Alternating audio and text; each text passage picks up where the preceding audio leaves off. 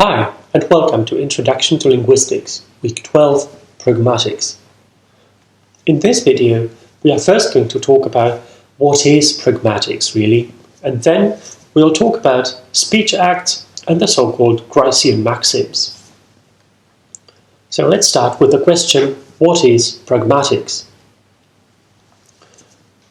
The thing is that if we communicate with other people, we don't simply decode the meaning of individual words. Our conversations always happen in a larger context. And although it is sometimes difficult to distinguish between semantics and pragmatics, there is a difference. Semantics basically analyzes word meaning and the relationship between individual words without analyzing the context, whereas pragmatics looks exactly at how the meaning of words changes in this social or interactional context. Not all approaches to semantics and pragmatics do distinguish these two levels as sharply as I've just described that, but the distinction is there. On the one hand side, semantics analyzes meaning without the context, whereas pragmatics looks at what happens to meaning in a wider social context. The question then is, of course, what do we mean by context? Context can either be linguistic, also sometimes called context. What are the words, what is the structure of the sentence around in the vicinity of a word? Right, that would be, for example, if we have a look at this sentence, amazingly, he already loves her. Those would be these individual words, and he stands to the left of already, and then there is amazingly and loves her afterwards, and so forth. The situational context, the wider context, the non-linguistic context of this utterance is then, for example, that we know who he is and who she is, and why does somebody tell you that amazingly, and so forth. So basically the situational context describes all the different information about who the speaker is, who the hearer is, what presuppositions they have, what is the physical environment, where is the conversation happening, what is the subject, what is the time, and so forth. Any extra linguistic factor that influences the interpretation of an utterance belongs to the situational context.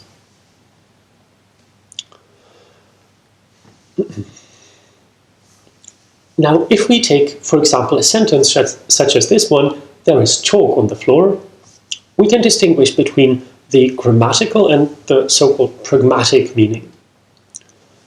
On the one hand, we have there is chalk on the floor as a declarative, right? It simply means that on the floor there is chalk, right? We know what chalk means, we know what floor means, we know the meaning of the copula is, of the preposition on, and we also know what the definite article the means in this sentence. This is all semantics without the context. On the other hand, when somebody tells us there is chalk on the floor, most likely they are not only describing the situation that there is a piece of chalk lying on the floor, but they are very likely saying something like, okay, could you please pick the chalk up? Right? And in order to be able to understand this, we need to know who says what to whom, when, what is the relationship, and so forth. This is why we study pragmatics. And how are these two aspects of meaning linked? The answer is by conventionality. Right? We know, for example, that certain grammatical forms function as markers of politeness. Right? So if somebody tells you something like, could you please, can you please, would you please, we know that these forms do not simply mean what they mean without the context, they also are connected to politeness. That a question with could or would is perceived as a more polite way of asking. And the knowledge of these conventions is also called the pragmatic competence. We know how words are used in different situations. Now let's have a look at how this actually happens and what people can do when they use words. Right. So the speech act theory is a model that was developed in the late 60s by John Searle, and it basically describes how we use language to achieve something, to do things. Right, and the speech act theory describes that every speech act, every utterance, has the three basic levels: the locution, illocution, and the perlocution. Right, so the locutionary aspect of a speech act is the form. What does it say? The illocutionary act, is then its intention. Why is the speaker doing that? What is intended by saying something? And the third part is then perlocution, the effect the expression has then, the utterance has on the hearer or on the addressee. And in this video we are mostly going to focus on illocution. So why do people say things in certain situations? Right. So now let's have a look at different types of speech acts. Right. So the basic one is an assertive, simply reporting statements or facts. If I say something like Columbus discovered America, I simply want to state a fact, that this is how it is. Then there are directives. They are intended to get someone to do something. So normally things like stop shouting, shut up, leave, move, don't smoke, and so forth intend you not to do or to do the thing they are describing. Then there are commissives, when speaker commits themselves to doing something. Right? So things like I promise to call you, I will do that, I guarantee you that. Those are commissives. Then we have declarations. By declarations, we bring about a change in the state of affairs. Right? So if a priest, for example, in a church pronounces, I declare you husband and wife, then something in the real world, in the non-linguistic world, changes. Or the same thing with a judge in a courtroom saying, I sentence you to life in prison, also something happens. And then there are expressives. We say sometimes things to express our attitudes towards something. Right? So for example, if I say, I'm sorry for being late, I'm not simply describing my the state of affairs, that I was late for an appointment, but I'm also saying that I'm sorry that this happened. Okay, so we have here these different speech acts. Assertives are also sometimes called representatives. But the thing is that we can also distinguish between these basic types the so-called direct speech acts, when a speech act is tied to a certain sentence type. Typically, a declarative sentence, such as Anna is singing, is also an assertive, right? Simply describing the situation. A question, an interrogative sentence, is Anna singing, is very likely a directive. I want to achieve a goal. In this case, I want to get my interlocutor to answer the question. Then imperative sentences, right? Sing, shout, leave, and so forth, are very often or typically directives. I also want the speaker, the addressee, to do something or to stop doing something. And then there are exclamative sentences such as how beautifully she's singing, which is very often an expressive. But then there are also indirect speech acts, right? When this one-to-one link does not work. So if you take a look at this small conversation between Asha and Paul, you see that Asha says, "You don't switch off your bleeper, ever, all right?"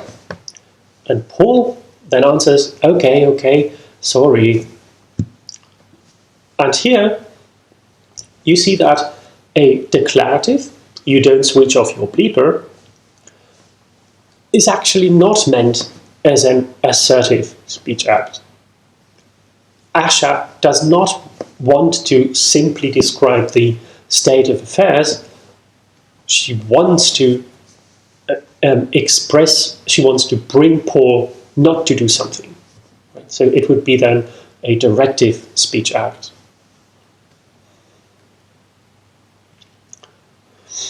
So we now know that speech acts can be direct if we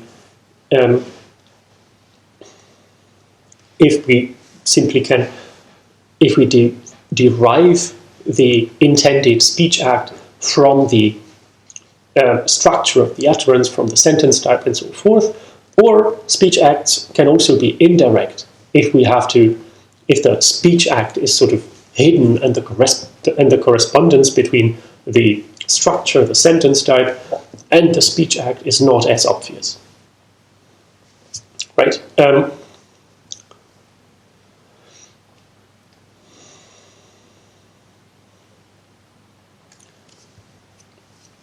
So the relevant information is either implicit, it is hidden, or it is explicit, and it is visible. Right?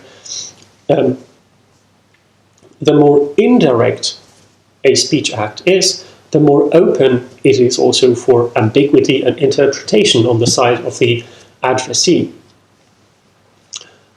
And what this means is that the addressee draws inferences from what is said and interprets what is meant, right? And this is something that is called conversational implicatures, right? So if somebody tells you you're annoying, they are very likely not only stating the fact that they are annoyed by something that you do, but they want you probably to go away. Right? And if you look at the sentences in 1, 2, 3, and 4, you will basically see the same intended meaning expressed differently, right? So you're annoying, go away, F off. Will you go away? Would you go away? I'm really uncomfortable with you being here, with your being here. Right? So you see that different things are said, but what is meant is always the same. And what is meant has to be interpreted always, depending on the context. Right. Now let's have a look at the so-called Gricean maxims. Right, the Gricean maxims have been described in the 1970s, and they are based on the assumption of the so-called cooperative principle, that speakers want to cooperate, they want to interact in a successful way. Right, so and an interlocutor is cooperative if they do not violate the so-called maxims of conversation, the Gricean maxims. And the Gricean maxims are the following things. There is the maxim of quantity, which tells you to make your contribution as informative as is required, but not less.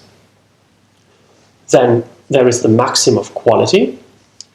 You should be truthful, don't lie, and do not make unsupported claims. You have to have evidence. Then there is the maxim of relevance. You should be relevant to the topic of the conversation you're in. And then the maxim of manner. You should be brief and orderly. Right.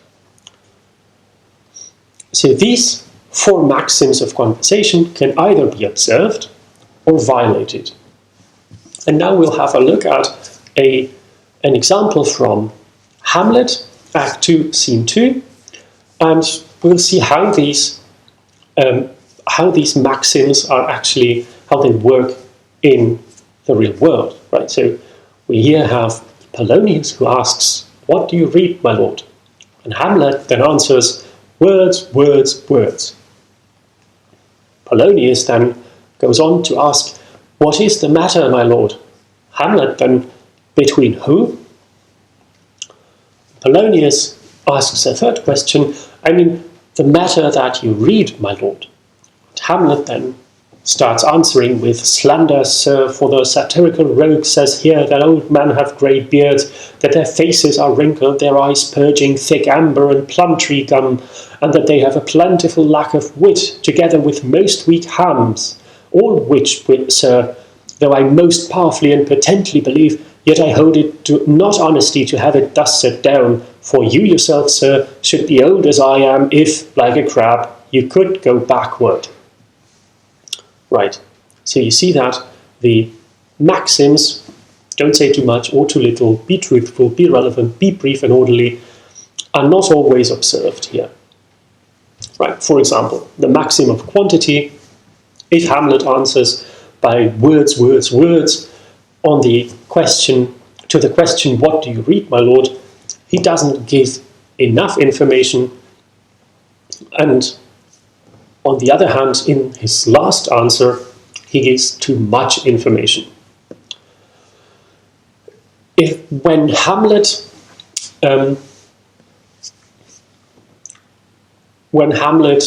tries to answer Polonius's question, "What is the matter?" he misinterprets matter and is not relevant, right? And the maxim of manner is then also violated by, for example, Hamlet in his last answer, where he becomes aggressive and rants.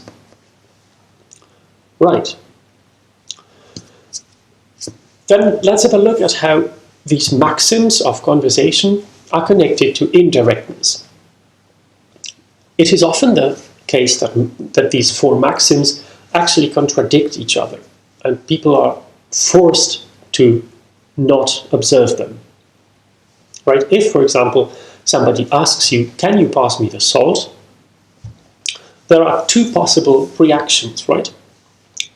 Either the literal meaning, are you physically capable to hand me the salt shaker, or the non-literal but very often intended meaning, "I want the salt shaker, could you please pass me it?" Right. And now, depending on how we answer, we either observe or flout a certain maxim, right? So observing the maxim of quantity, in the case of the question, "Can you pass me the salt?" we would have to say yes, right? Because that's the least amount of information that we can answer, that is truthful, it's relevant, it's brief and orderly, but this is not what "Can you pass me the salt?" has actually, what was the intended meaning of that. In order to do that, to answer to the intended meaning of the question, we would have to observe the maxim of relevance, right? And I would then say, "Here you are," and I would pass the person asking me the question the salt. And then the conversation would be successful, because the intended non-literal meaning of "Can you pass me the salt?" was understood, and the maxim of relevance was observed rather than observing the maxim of quantity. Right. So conclusion here is that speakers very often have to flout at least one maxim for a conversation to be successful, right? Because they want to cooperate. And if you want to cooperate, you sometimes have to say more than would be necessary, or sometimes you also, in order to be cooperative, you have to lie, or other things are possible. Right. But the important thing, and then we also come back to what we've said in the beginning, is that we have to know when we have to, when we can, or when we should flout or observe some of these maxims. And this is a social and also a cultural convention, right? So, and this knowledge is also part of the speaker's and hearer's pragmatic competence. It is not enough to know what words mean, we also have to know how the words can be used in situations. And you probably all know that from situations when, for example, a native English speaker will tell you something like, that is a very brave proposal. And you might think, oh, they think that I'm courageous, but what they actually mean, what the intended meaning is you're insane, that's an insane proposal. But in order to know that, we have to be aware of the pragmatics of our interlocutor's utterances. That's all for today. Thank you for watching, and see you next week. Bye.